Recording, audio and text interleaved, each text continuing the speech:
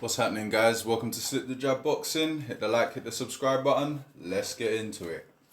Right, so it looks like Demetrius Andrade is going to take on David Benavidez on November 25th.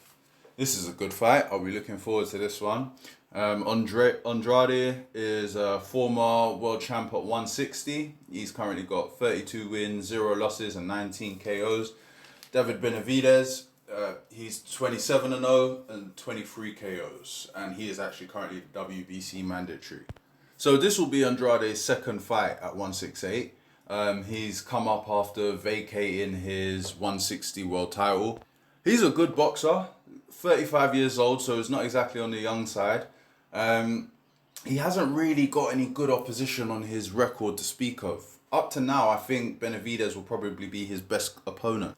He's been chasing the Canelo fight for a little while now, but that doesn't really look to be on the cards. This could be an avenue in for him.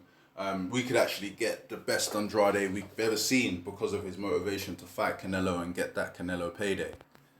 Benavidez, he became mandatory after winning over Caleb Plant in a unanimous decision. He's been looking really good, strong, comes forward, throws a lot of punches, and he's been seen as somewhat of an unstoppable force because of the power and the punches and the combinations that he comes with. However, in his fight against Caleb Plant, it did look like he was getting outboxed in the early rounds, for sure. And although he seems to be the harder puncher of the two, out of him and Andrade, Benavidez may have some issues with Andrade, because Andrade is skillful, he's a southpaw, he's very, very awkward. When he comes in, sometimes he can lead with an uppercut, but when he comes in, he's always bending down proper low. Like, I don't really see a lot of other boxers do that. I'm not really sure why, but it's just something that I notice him doing. He's always really, really low when he's coming in. He's like, he tries to make himself punch upwards, even if he's fighting a shorter fighter, which is interesting. I don't really know how Benavidez will deal with that. So I think this makes for a good matchup. You know, Caleb's going to come forward, throw punches in bunches, and we'll see where he ends up.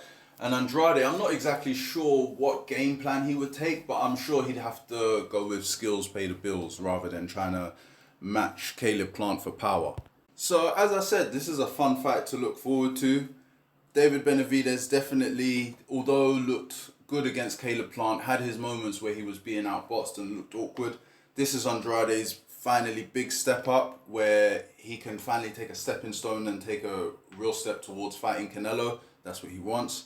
I'd be very interested to see how Benavidez deals with the awkwardness of Andrade, and can Andrade deal with the power and the volume of punches that's going to be coming at him from Benavidez. Let me know what you think in the comments, guys. Do you think it's a good fight, and how do you see it going? Alright, guys, have a good day. Take it easy.